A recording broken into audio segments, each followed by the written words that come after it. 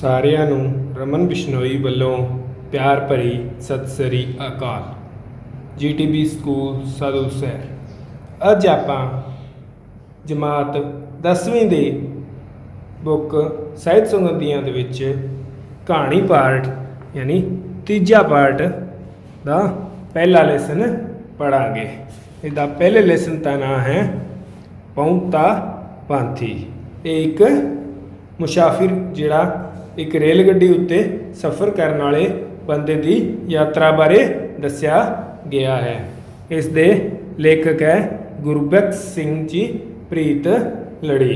पहला आप इस लेखक बारे पढ़ांगे। गुरबख्श सिंह जी दे बारे मैं तुहानूं दसांगा।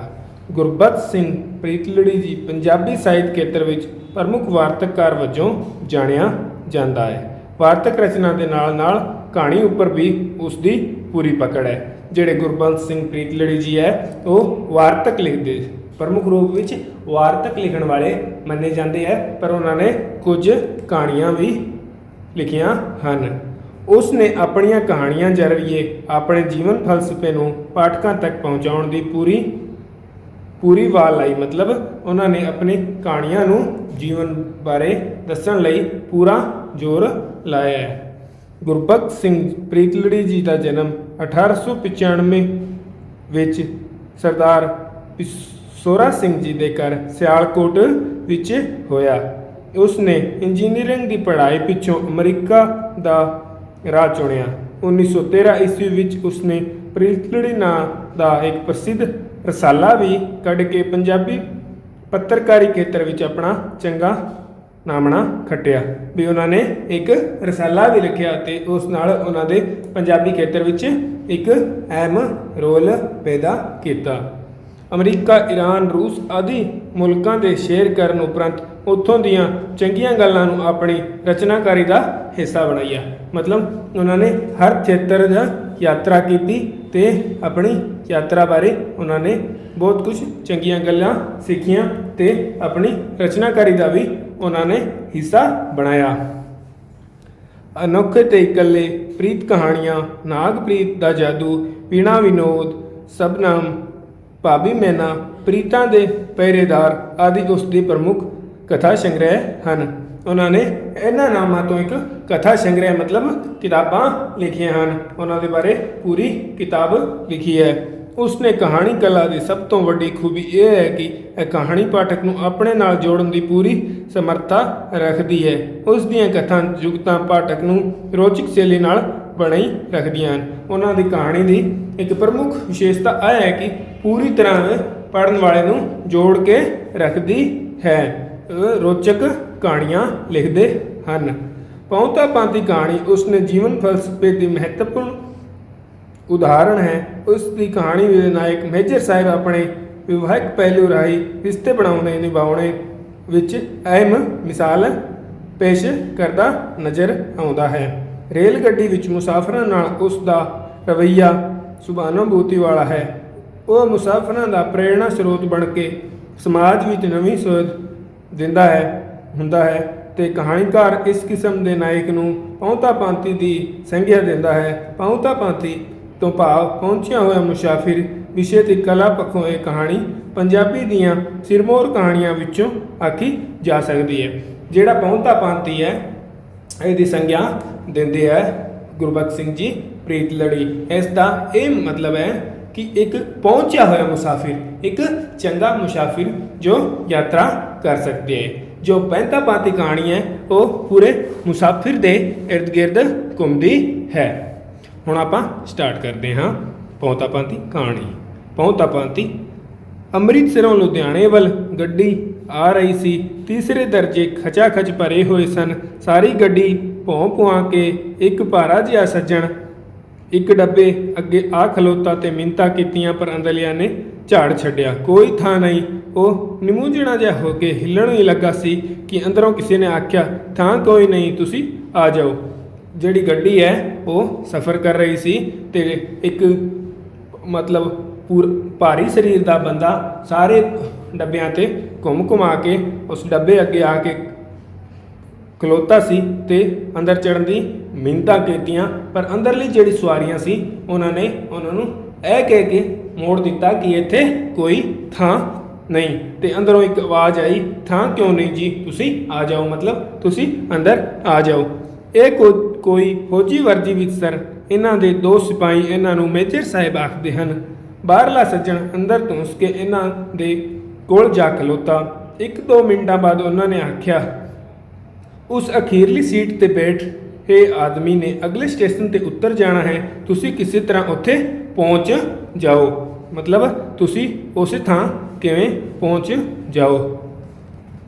ਅੱਗੋਂ ਉਹਨਾਂ ਨੇ ਜਵਾਬ ਦਿੱਤਾ ਕਿ ਪਹੁੰਚਣਾ ਮਤਲਬ ਵਹਾਂ ਤੱਕ ਪਹੁੰਚਣਾ ਹੀ ਮੁਸ਼ਕਿਲ ਹੈ। ਉਸਨੇ ਆਖਿਆ, ਵੇਖੋ ਮੈਂ ਤੁਹਾਨੂੰ ਕਿਸ ਤਰ੍ਹਾਂ ਪਹੁੰਚਾਉਂਦਾ ਹਾਂ। ਤੇ ਉਹਨਾਂ ਨੇ ਆਪਣਾ ਪਾਸਾ ਜਰਾ ਕੁ ਚੁੱਕ ਕੇ ਉਸ ਨੂੰ ਬਚਾ ਕੇ ਵਿਚਾਰਲੀ ਢੋਂ ਉੱਤੇ ਖੜਾ ਕਰ ਦਿੱਤਾ, ਮਤਲਬ ਉਹਨਾਂ ਨੇ ਖੜੇ ਹੋ ਕੇ ਆਪਣਾ ਪਾਸਾ ਵੱਟ ਕੇ ਵਿਚਾਲੇ ਜਾ ਕੇ ਖੜਾ ਕਰ ਦਿੱਤਾ। ਉੱਤੇ ਛੱਤ ਨੂੰ ਹੱਥ ਪਾ ਲਓ ਤੇ ਦੂਜੀਆਂ ਸਵਾਰੀਆਂ ਨੂੰ ਹਾਸੇ ਵਿੱਚ ਪਾਉਣ ਲਈ ਉਹਨਾਂ ਨੇ ਆਖਿਆ ਕਿ ਉੱਤੇ ਛੱਤ ਨੂੰ ਹੱਥ ਪਾ ਲਓ ਤੇ ਦੂਜੀਆਂ ਜਿਹੜੀਆਂ ਸਵਾਰੀਆਂ ਹੈ ਜਿਹੜੀਆਂ ਇੱਥੇ ਬੈਠੀਆਂ ਹੈ ਉਹਨਾਂ ਨੂੰ ਹਾਸੇ ਵਿੱਚ ਪਾਓ, ਮਤਲਬ ਗੱਲਾਂ ਵਿੱਚ ਪਾ ਲਓ। ਇਹ ਸਰਦਾਰ ਜੀ ਕੋਈ ਤਮਾਸ਼ਾ ਵੀ ਖਾਣ ਲੱਗੇ ਹੈ, ਜਰਾ ਸੰਭਲ ਜਾਓ, ਮੱਤੇ ਇਹਨਾਂ ਦੇ ਹੇਠਾਂ ਕੋਈ ਬੰਦਾ ਪਿਸਿਆ ਜਾਏ। ਉਹਨਾਂ ਨੇ ਮਜ਼ਾਕ ਵਿੱਚ ਹੱਸੀ ਵਿੱਚ ਆਖਿਆ ਕਿ ਸਰਦਾਰ ਜੀ ਕੋਈ ਤਮਾਸ਼ਾ ਦਿਖਾ ਰਹੇ ਹਨ, ਤੁਸੀਂ ਧਿਆਨ ਨਾਲ ਬੈਠ ਜਾਓ।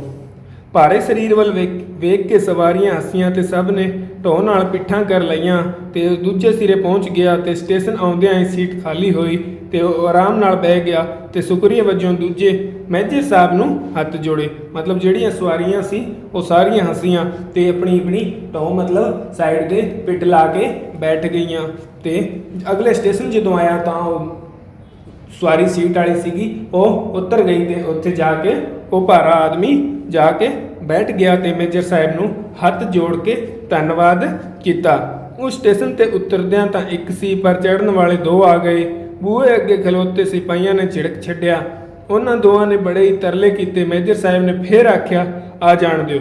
ਅਗਲੇ ਸਟੇਸ਼ਨ 'ਚ ਜਦੋਂ ਇੱਕ ਸਵਾਰੀ ਉਤਰੀ ਤਾਂ ਉੱਥੇ ਦੋ ਸਵਾਰੀਆਂ ਹੋਰ ਖੜੀਆਂ ਸੀ ਤੇ ਉਹ ਵੀ ਚੜ੍ਹਨ ਲੱਗੀਆਂ ਤਾਂ ਜਿਹੜੇ ਸਿਪਾਹੀ ਸੀ ਉਹਨਾਂ ਨੇ ਮੁਕਰ ਗਏ ਕਿ ਇੱਥੇ ਕੋਈ ਥਾਂ ਨਹੀਂ। ਤਾਂ ਫਿਰ ਪਹਿਲਾਂ ਦੀ ਤਰ੍ਹਾਂ ਮੇਜਰ ਸਾਹਿਬ ਨੇ ਕਿਹਾ ਵੀ ਇਹਨਾਂ ਨੂੰ ਅੰਦਰ ਆਉਣ ਦਿਓ, ਪਰ ਕੋਠਾ ਇਹਨਾਂ ਨੂੰ ਸੁਭਾਵ ਲਈ ਚਾਹੀਦਾ ਹੈ, ਉਹ ਕਿੱਥੇ ਧਰਾਂਗੇ। ਸਿਪਾਹੀਆਂ ਨੇ ਆਖਿਆ। ਮੇਜਰ ਸਾਹਿਬ ਪਖਾਨੇ ਦੇ ਨੇੜੇ ਬੈਠ ਗਏ। ਉਹ ਪਖਾਨਾ ਦਾ ਬੂਹਾ ਖੋਲ੍ਹਿਆ ਤਾਂ ਬੜੀ ਮਹਿਕ ਆ ਰਹੀ ਸੀ, ਸਗੋਂ ਬਦਬੂ ਆ ਰਹੀ ਸੀ। ਸਵਾਰੀਆਂ ਨੇ ਨੱਕ ਕੱਜ ਲਏ, ਮਤਲਬ ਨੱਕਾਂ ਨੂੰ ਰੋਕ ਲਏ, ਪਰ ਮੇਜਰ ਸਾਹਿਬ ਉੱਥੇ 1 ਮਿੰਟ ਵਿੱਚ ਸਾਫ਼ ਕਰ ਦਿੰਦਾ, ਹਾਂ ਤੁਸੀਂ ਸਮਾਨ ਅੰਦਰ ਧਰਨ ਦੀ ਕਰੋ। ਫਿਰ ਮੇਜਰ ਸਾਹਿਬ ਨੇ ਆਖਿਆ ਕਿ ਜਿਹੜੀ ਬੋ ਆ ਰਹੀ ਹੈ ਇਸ ਪਖਾਨੇ ਨੂੰ ਮੈਂ ਨਾ ਹੁਣੇ ਹੀ ਸਾਫ਼ ਕਰ ਦਿੰਦਾ ਹਾਂ, ਤੁਸੀਂ ਆਪਣਾ ਸਮਾਨ ਅੰਦਰ ਰੱਖੋ, ਮਤਲਬ ਸਮਾਨ ਸੰਭਾਲੋ, ਮੈਂ ਇਹਨੂੰ ਸਾਫ਼ ਕਰ ਦਿੰਦਾ। ਇਹ ਸਿਪਾਹੀਆਂ ਨੂੰ ਸ਼ਰਮ ਆ ਗਈ। ਇੱਕ ਸਿਪਾਹੀ ਪਖਾਨੇ ਵਿੱਚ ਗਿਆ, ਦੂਜੇ ਨੂੰ ਅਸਬਾਬ ਨੂੰ ਹੱਥ ਪਵਾਇਆ। ਵੀ ਜਿਹੜੇ ਸਿਪਾਹੀ ਸੀਗੇ ਉਹਨਾਂ ਨੂੰ ਸ਼ਰਮ ਆਈ ਕਿ ਮੇਜਰ ਆਪ ਪਖਾਨਾ ਸਾਫ਼ ਕਰ ਰਿਹਾ, ਤਾਂ ਦੋਵੇਂ ਮੁਸਾਫਿਰ ਕੰਮ ਲੱਗ ਗਏ। ਪਖਾਨਾ ਸਾਫ਼ ਹੁੰਦਾ ਰਿਹਾ। ਮੇਜਰ ਸਾਹਿਬ ਹੱਸਦੇ ਰਹੇ। ਭਾਈ ਮੈਂ ਤੁਹਾਤੋਂ ਪਹਿਲਾਂ ਧਰਮਰਾਜ ਕੋਲ ਜਾਣਾ ਹੈ, ਇਹ ਮੈਨੂੰ ਉਹਨਾਂ ਨੂੰ ਦੱਸਾਂਗਾ। ਬੰਤਾ ਸ਼ਾਹ ਨੇ ਕਿੱਥੋਂ ਜੀ ਕਿਹੜੀ ਚੀਜ਼ ਸਫਾਈ ਕੀਤੀ ਸੀ ਖੂਹ ਪਾਣੀ ਡੋਲ ਵੇਖੀ ਜਰਾ ਬੋ ਨਾ ਰਹੇ। ਮੇਜਰ ਸਾਹਿਬ ਉਹਨਾਂ ਨਾਲ ਮਜ਼ਾਕ ਵਿੱਚ ਗੱਲ ਕਰਦੇ ਆ, ਮਤਲਬ ਉਹਨਾਂ ਨੂੰ ਸਮਝਾਉਂਦੇ ਆ ਕਿ ਮੈਂ ਧਰਮਰਾਜ ਕੋਲੇ ਮੈਂ ਉੱਤੇ ਸਭ ਤੁਹਾਡੇ ਤੋਂ ਪਹਿਲਾਂ ਜਾਣਾ ਹੈ, ਮੈਂ ਉੱਥੇ ਜਾ ਕੇ ਦੱਸਾਂ ਕਿ ਬੰਤਾ ਸ਼ਾਹ ਜਿਹੜਾ ਉਹਨਾਂ ਨੂੰ ਸਫਾਈ ਸੀਗਾ ਉਹਨੇ ਕਿਹੋ ਜੀ ਸਫਾਈ ਕੀਤੀ ਸੀ, ਕੀ ਕੁਛ ਕਰਿਆ ਸੀ। ਪਖਾਨਾ ਚੰਗੀ ਤਰ੍ਹਾਂ ਸਾਫ਼ ਹੋ ਗਿਆ। ਅਸਬਾਬ ਉਸ ਦੇ ਵਿੱਚ ਚਿਣ ਦਿੱਤਾ ਗਿਆ। ਸਾਰੇ ਡੱਬੇ ਦੀ ਫਿਜ਼ਾ ਬਦਲ ਗਈ। ਉਹ ਅਫਸਰ ਡੱਬੇ ਦਾ ਕੇਂਦਰ ਬਣ ਗਿਆ। ਬੜਾ ਰੌਣਕੀ, ਬੜਾ ਹਸਮੁਖ, ਸਭ ਅੱਖਾਂ ਉਸੇ ਵੱਲ ਹੀ ਭੌਂ ਗਈਆਂ। ਜਿਹੜਾ ਪਖਾਨਾ ਸੀਗਾ ਉਹ ਚੰਗੀ ਤਰ੍ਹਾਂ ਮੇਜਰ ਸਾਹਿਬ ਨੇ ਸਾਫ਼ ਕਰਾ ਦਿੱਤਾ ਤੇ ਸਮਾਨ ਚੰਗੀ ਤਰ੍ਹਾਂ ਰੱਖ ਦਿੱਤਾ। ਸਾਰੇ ਡੱਬੇ ਦੀ ਜਿਹੜੇ ਸੀਗੀ ਰੰਗਤ ਉਹ ਬਦਲ ਗਈ ਸੀ। ਸਾਰਿਆਂ ਦਾ ਕੇਂਦਰ ਬਿੰਦੂ ਮੇਜਰ ਸਾਹਿਬ ਅਫਸਰ ਹੀ ਬਣ ਗਏ ਸਨ, ਕਿਉਂਕਿ ਉਹਨਾਂ ਨੇ ਪਖਾਨਾ ਸਾਫ਼ ਕਰਾਇਆ ਸੀਗਾ। ਅਗਲੇ ਸਟੇਸ਼ਨ ਸਕੰਜੀ ਵੇਚਣ ਵਾਲਾ ਆਂਦਾ ਸੀ। ਠੰਡੇ ਮਿੱਠੇ ਗਿਲਾਸ ਆਨੇ ਗਿਲਾਸ ਗਰਮੀ ਨਾਲ ਕਈਆਂ ਦੇ ਮੂੰਹ ਸੁੱਕੇ ਹੋਏ ਸਨ। ਵੀ ਅਗਲਾ ਜਿਹੜਾ ਸਟੇਸ਼ਨ ਆਇਆ ਉਦੋਂ ਇੱਕ ਸਕੰਜੀ ਵਾਲਾ ਡੱਬੇ ਵਿੱਚ ਆ ਗਿਆ ਤੇ ਕਹਿਣ ਲੱਗਾ ਕਿ ਆਨੇ ਆਨੇ ਦੇ ਗਿਲਾਸ ਹਨ ਸੀ। ਸਾਰਿਆਂ ਦੇ ਵੀ ਮੂੰਹ ਸੁੱਕ ਰਹੇ ਸਨ। ਵੇਖ ਭਾਈ ਬੰਤਾ ਸਿਆਂ ਠੰਡੇ ਮਿੱਠੇ ਹੈਣ ਪੀ, ਦੋਹਾਂ ਸਬਾਈਆਂ ਨੂੰ ਗਿਲਾਸ ਦਵਾ ਦਿੱਤੇ। ਭੀੜ ਬਹੁਤ ਸੀ, ਪੀਣਾ ਕਈ ਚਾਹੁੰਦੇ ਸੀ, ਪਰ ਬਾਰੀ ਤੱਕ ਪਹੁੰਚਣਾ ਮੁਸ਼ਕਿਲ ਸੀ। ਬਈ ਜਿਹੜੇ ਬੰਤਾ ਸਿੰਘ ਔਰ ਇਹਨਾਂ ਦੇ ਦੋਨੋਂ ਸਿਪਾਹੀ ਸੀਗੇ, ਉਹਨਾਂ ਨੂੰ ਮੇਜਰ ਸਾਹਿਬ ਨੇ ਦੋਨਾਂ ਨੂੰ ਗਿਲਾਸ ਦਿਲਵਾ ਦਿੱਤੇ, ਪਰ ਉੱਥੋਂ ਬੈਠੇ ਸਾਰੀਆਂ ਸਵਾਰੀਆਂ ਵੀ ਸਕੰਜੀ ਪੀਣਾ ਚਾਹੁੰਦੇ ਸੀ, ਪਰ ਉੱਥੋਂ ਤੱਕ ਉਹ ਡੱਬੇ ਦੀ ਮਤਲਬ ਬੂਹੇ ਤੱਕ ਪਹੁੰਚਣ ਲਈ ਥਾਂ ਨਹੀਂ ਸੀਗਾ। ਉੱਥੇ ਪਹੁੰਚਣਾ ਬਹੁਤ ਮੁਸ਼ਕਿਲ ਸੀ। ਪੜ੍ਹਾਈ ਬੰਤਾ ਸਿਆਂ ਉਹਨਾਂ ਭਾਈ ਜੀ ਨੂੰ, ਉਹ ਲਾਲਾ ਜੀ ਨੂੰ ਬੂਹੇ ਪਏ ਚੂਸਦੇ ਨੇ। ਇਸ ਕਾਕੇ ਨੂੰ ਵੀ ਦਈ 19 ਗਿਲਾਸ ਪਿਲਾਏ ਗਏ। ਗੱਡੀ ਤੁਰਨ ਵਾਲੀ ਸੀ। ਪਾਣੀ ਵਾਲਾ ਪੈਸਿਆਂ ਬਾਰੇ ਚਿੰਤਾ ਕਰ ਰਿਹਾ ਸੀ। ਉਹ ਮੇਜਰ ਸਾਹਿਬ ਸਿੰਘ ਜੀ ਨੇ ਡੱਬੇ ਵਿੱਚ ਬੈਠੀਆਂ 19 ਸਵਾਰੀਆਂ ਨੂੰ ਇਹ ਗਿਲਾਸ ਪਿਲਾਏ। ਗੱਡੀ ਜਦੋਂ ਤੁਰਨ ਵਾਲੀ ਸੀ ਤਾਂ ਜਿਹੜਾ ਉਹ ਸਕੰਜੀ ਵਾਲਾ ਸੀਗਾ ਉਹ ਪੈਸਿਆਂ ਦੀ ਚਿੰਤਾ ਕਰ ਰਿਹਾ ਸੀ। ਲੈ ਭਾਈ ਤੂੰ ਤਾਂ ਜਾਂ 1.25 ਰੁਪਈਆ ਉਹਦੇ ਹੱਥ ਫੜਾ ਕੇ ਮੇਜਰ ਸਾਹਿਬ ਨੇ ਆਖਿਆ, ਮੈਂ ਇਹਨਾਂ ਕੋਲੋਂ ਆਪੇ ਉਗਰਾ ਲਵਾਂਗਾ। ਜਿਹੜਾ ਸਕੰਜੀ ਵਾਲਾ ਸੀਗਾ ਉਸ ਨੂੰ ਮੇਜਰ ਸਾਹਿਬ ਨੇ ਰੁਪਈਏ ਦੇ ਦਿੱਤੇ ਤੇ ਕਿਹਾ ਕਿ ਮੈਂ ਇਹਨਾਂ ਤੋਂ ਆਪੇ ਆਪ ਲੈ ਲਵਾਂਗਾ।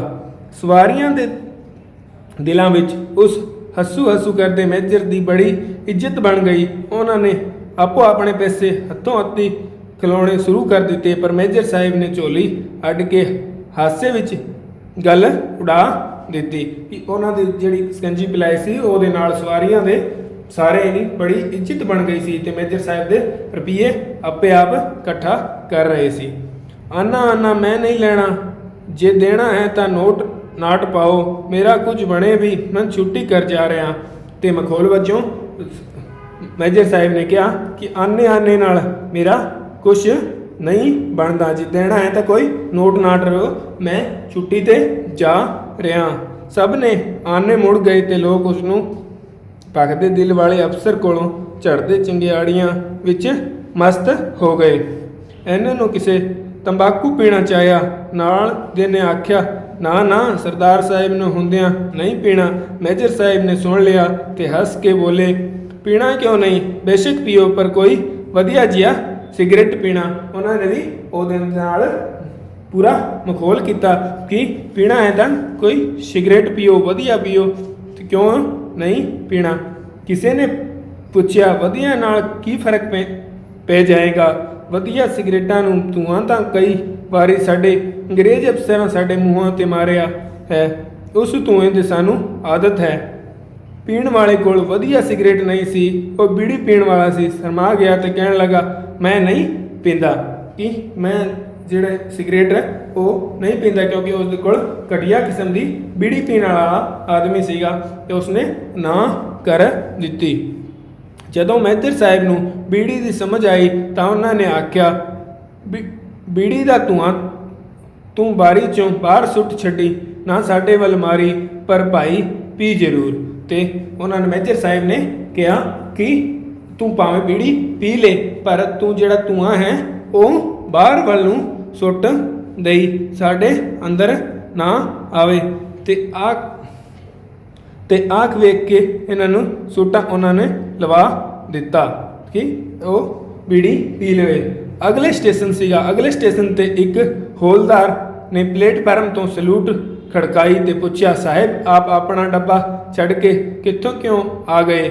ਅਗਲਾ ਜਿਹੜਾ ਸਟੇਸ਼ਨ ਸੀਗਾ ਉੱਥੇ ਜਾ ਕੇ ਇੱਕ ਸਿਪਾਹੀ ਸੀਗਾ, ਉਹਨਾਂ ਨੂੰ ਸਲੂਟ ਮਾਰੀ ਤੇ ਉਹਨਾਂ ਨੇ ਕਿਹਾ ਵੀ ਤੁਸੀਂ ਆਪਣੀ ਡੱਬਾ ਕਿਉਂ ਛੱਡ ਆਏ ਹੋ। ਤੇ ਇੰਨਾ ਸੀਗਾ ਆਪਣਾ ਬਹੁਤਾ ਪਾਂਸੀ ਲੈਸਨ। ਅਗਲਾ ਪਾਰਟ ਆਪਾਂ ਨੈਕਸਟ ਵੀਡੀਓ ਤੇ ਪੜਾਂਗੇ। ਉਦੋਂ ਤੱਕ ਸਾਰਿਆਂ ਦਾ ਪੜ੍ਹਨ ਲਈ ਧੰਨਵਾਦ।